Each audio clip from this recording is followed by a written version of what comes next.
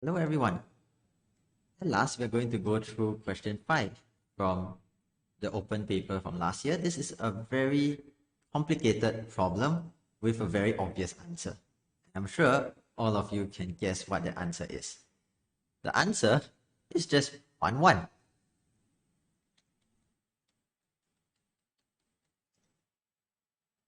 It is also not very surprising that that's the only answer because we are talking about massive powers over here. How likely is it that if we take these bunch of massive powers, they are just going to coincidentally be 1 apart? Surely that shouldn't happen. But surely that shouldn't happen does not count as a proof. So we have to get to work and try to find out what we can.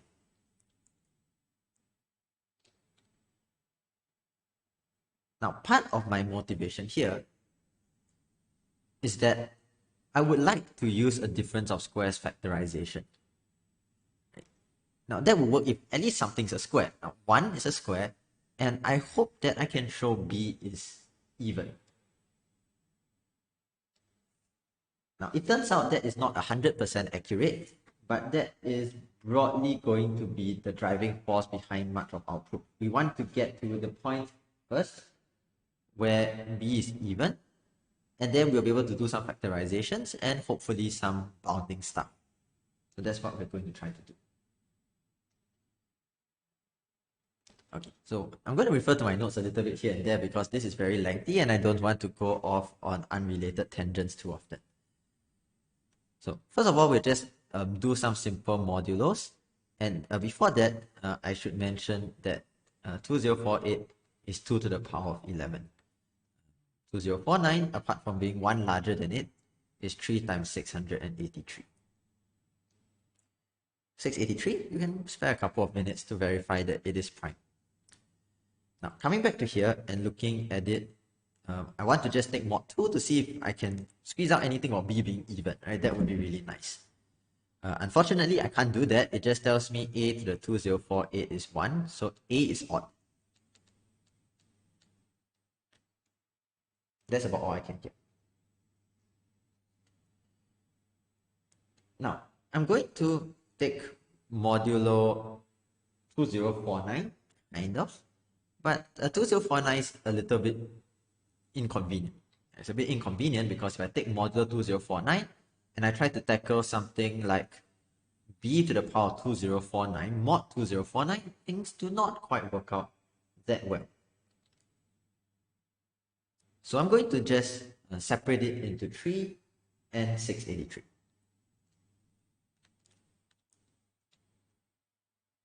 Now 2049 becomes 0, 2048 becomes -1, and a is odd.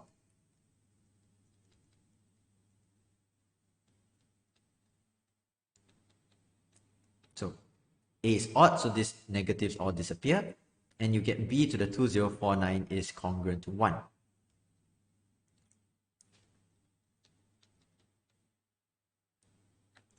This will imply quite readily that b is 1, mod 3. If the b is -1, then it does not work. Now, similarly, if I take mod 683, the other prime factor, I'm also going to get rid of 2049. I'm also going to get the -1, so I'm left with b to the 2049 is congruent to 1 again. Now, clearly b does not divide, 683 does not divide b, so I can use Fermat's little theorem to conclude that b to the 682 is congruent to 1 mod 683. So this would become, after you take out 3 copies of that, b cubed is congruent to 1. And if b cubed is congruent to 1, because 682 is going to be co-prime to 680, because 3, what am I saying here? No, because 682 is co-prime to 3, yes. So I can make it such that if b to the 682 is congruent to 1, and b cubed is congruent to 1,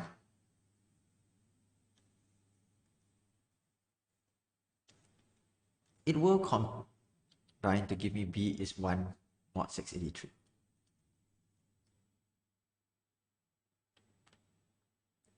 If you're wondering how I do that, I'm basically saying that I can raise B cubed to the power of something and cut off the 682, such that I'm left with B is congruent to 1 mod 683.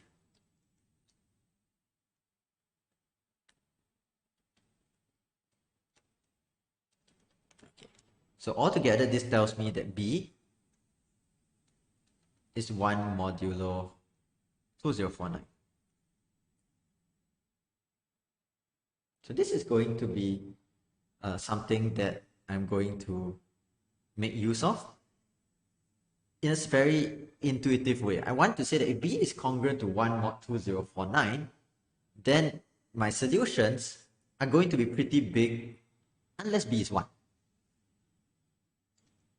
So let's check the cases now.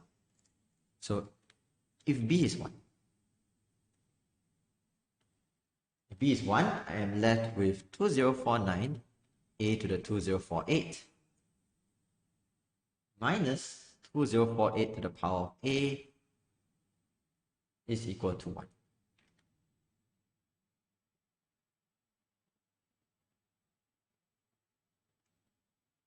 Unfortunately, if we take modulo 2048, this doesn't give us anything. We just get a to the 2048 is 1 mod 2048, and that turns out to just simplify to 1 equals to 1. If you take modulo 2049, you also get 1 equals to 1. But since a is odd, I can take a step further up. I'm going to take modulo 4096. And because of Euler's theorem,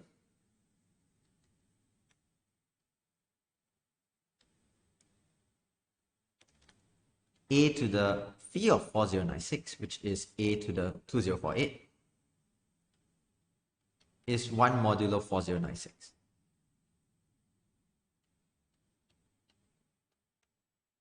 So therefore, I can say that 2049 times 1, that disappears, minus 2048 to the a is congruent to 1 modulo 4096. And if a is any bigger, then this would become 0 mod 4096. So therefore, a has to be 1. So here we finally get our one and most likely only solution. A equals to 1, B equals to 1 works.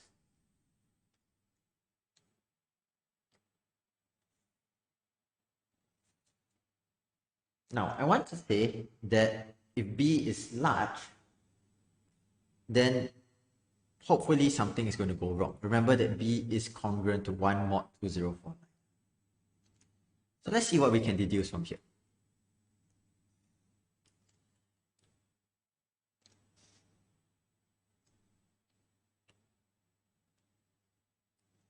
The first thing I want is still, as before, to try to say that B is even if it is more than 1.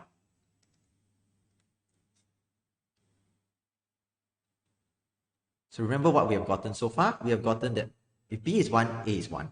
And otherwise, B is 1 mod 2049.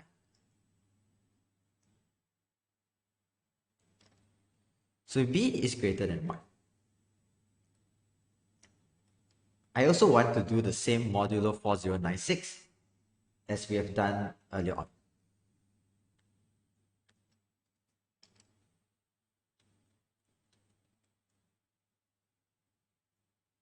So let me just write this down again, the main equation.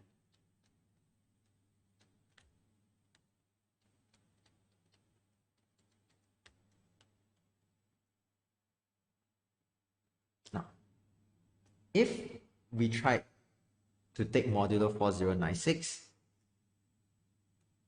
and we're looking for A and B are greater than 1, right? So assuming that A is greater than 1 and B is greater than 1.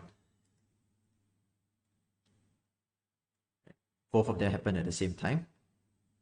So this would now disappear. This is gone. This is 1. So we need 2049 to the power of b to be 1 mod 4096.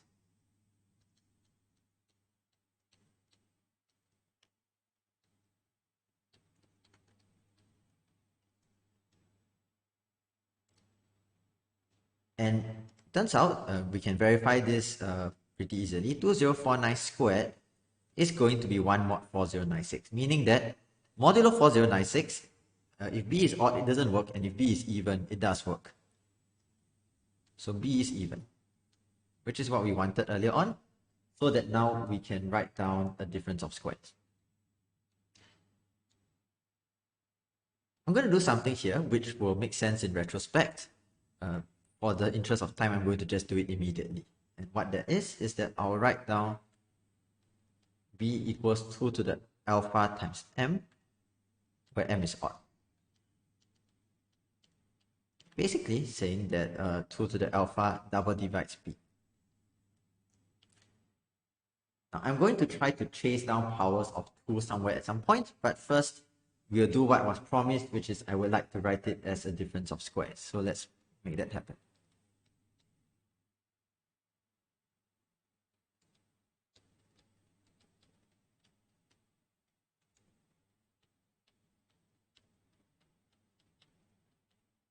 So I'll move this over.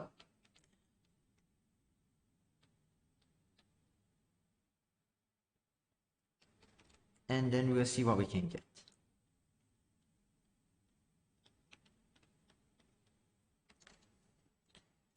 So difference of squares, here we come.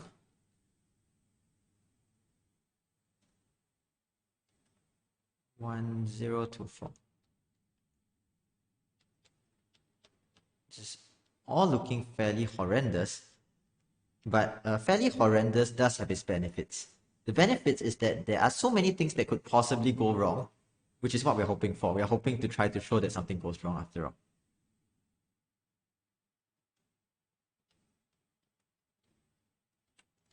Okay. And let's stare at this. We know that clearly, since a is more than 1, this is going to be even. So a has to be odd, which we established earlier. And if a is odd, it means that both of these are even. But if both of these are even and they differ by 2,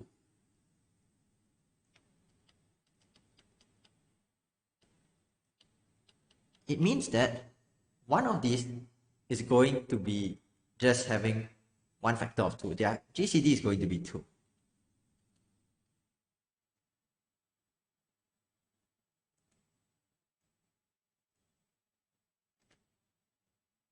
Also, we can say that we know which one of them it is. Because if we check modulo 4, more specifically,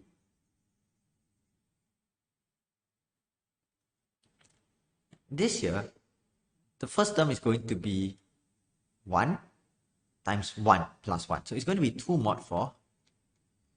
And this is going to be 0 mod 4. So everything is going to get scooped up in the second term over here. So we know that there's 2 mod 4, 0 mod 4. We know that the GCD is equal to 2. And so therefore, we know how these factors are going to get split up. The one on the left can only take one factor of 2, which means that everything else from the m must surely have gone along with it.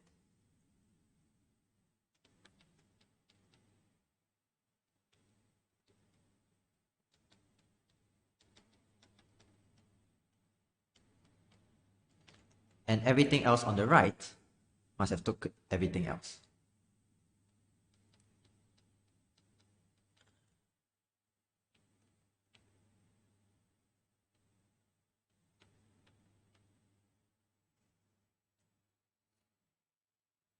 Okay, so let's try to see what we can do with this bunch of stuff. Simply put, I'm just going to say that there are a few ways where you can arrive at some sort of a bound on this. simply because there are just so many factors flying around everywhere. The one I'm going to choose in order to make my bound happen is that I'm going to look at this thing on the right and use the difference of squares a second time.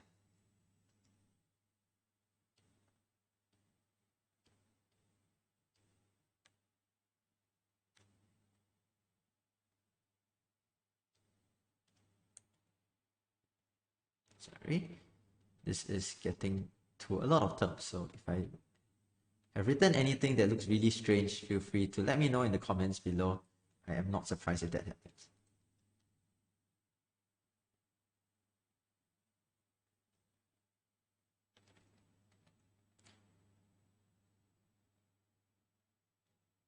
Now, the same logic actually applies as above.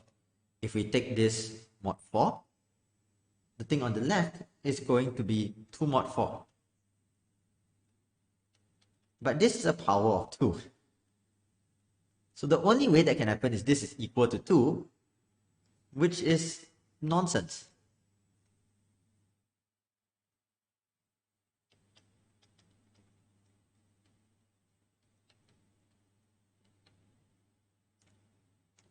So at this point, we might feel like celebrating, but we are still a little bit away from our conclusion. We are a little bit away from our conclusion because we have just assumed over here that this is more than 1, or more than or equal to 1 at least. We have made this assumption, which may not be entirely true. It is possible that you can't do this difference of squares factorization because alpha is 1. And so, back to the drawing board we go. It tells us that we have concluded alpha is 1, so b is just 2 times something odd. So it fails as long as this can be factorized.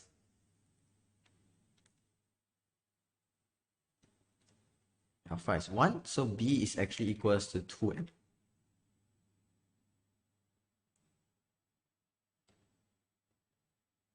Now, believe me, when I was doing this on my own, there were a lot of different points at which I wondered, am I heading anywhere with all of this? But we have now gathered enough information that we can do our bound. Right? And you're going to see how the bound works when we do our substitutions. Right now, we know that b is just 2m, and we also remember that b is 1 mod 2049. So we have got 2 pieces of information concerning b. Yep. So as I said, I think we are ready to show that there are no other solutions apart from 1, 1. So this case is still going to die. It just has not died just yet. So I'm going to put in the b equals to 2m back into the original equation again.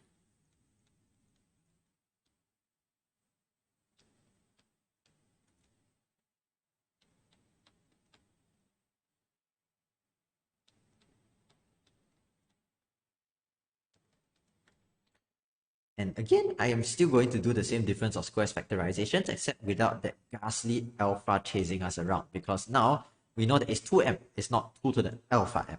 Big difference. So I'll bring it over again and factorize it as follows.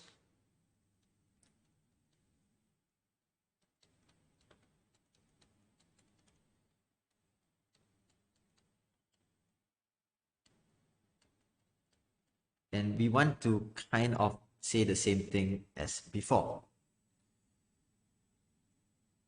We want to say that almost all of it is taken by one of them, because for the umpteenth time, this is 2 mod 4. And also, we know that the GCD is 2.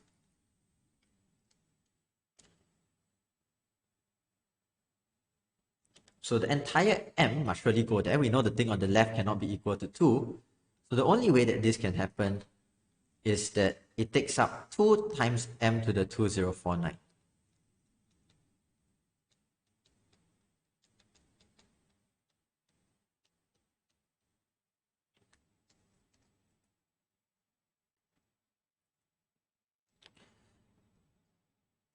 Now remember that B is supposed to be quite large. So if B is quite large and M is quite large, I want to say that the thing on the left is going to be bigger than the thing on the right.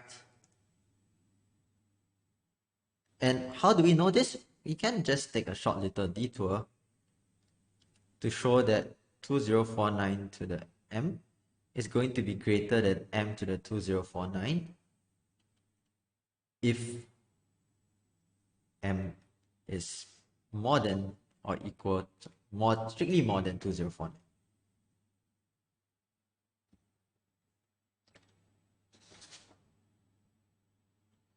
This is not very difficult to show. You can take the logarithm on both sides. You can use some differentiation, so I'll leave this up to you. So there are multiple ways to show this.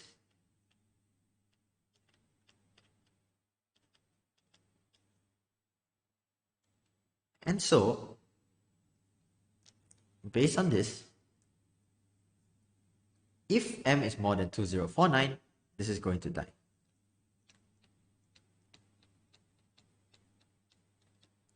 So A is at least 2. So it's going to be just way bigger than the right-hand side.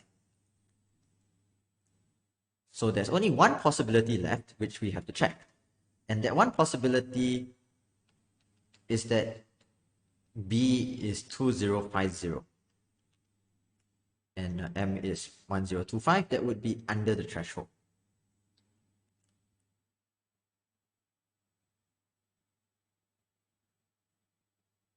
So let's see what happens if B is 2025 and M is 2050 and M is 1025.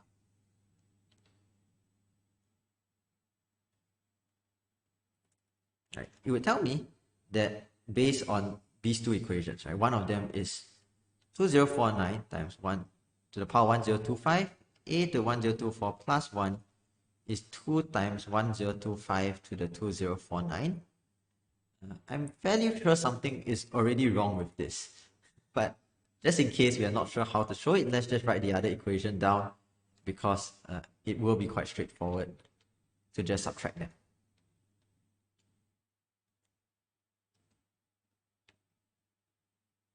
So this would take up the rest of the factors. It just took up the whole 2048 to the power of A, and it took up 2 to the 2048.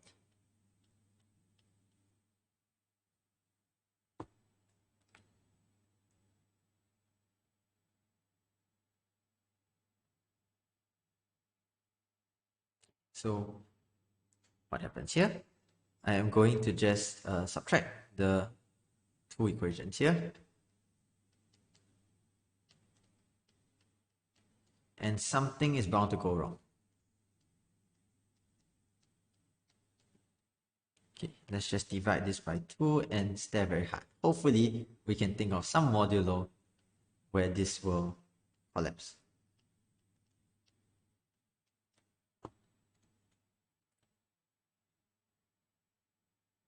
As it turns out, coming to our rescue again is the modulo 4096 that we have used a few times. Now, by Euler's theorem, 1025 to the 2048 is also going to be 1. So modulo 4096, you just get 1 is congruent to 1025.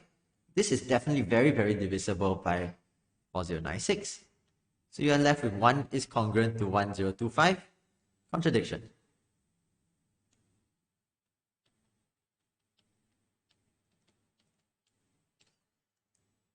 And so finally, after all this time, we are done. So let's recap what has happened because it is very easy to lose the thread of what we have been doing here. The whole objective we had was to try to show that A and B only have one choice.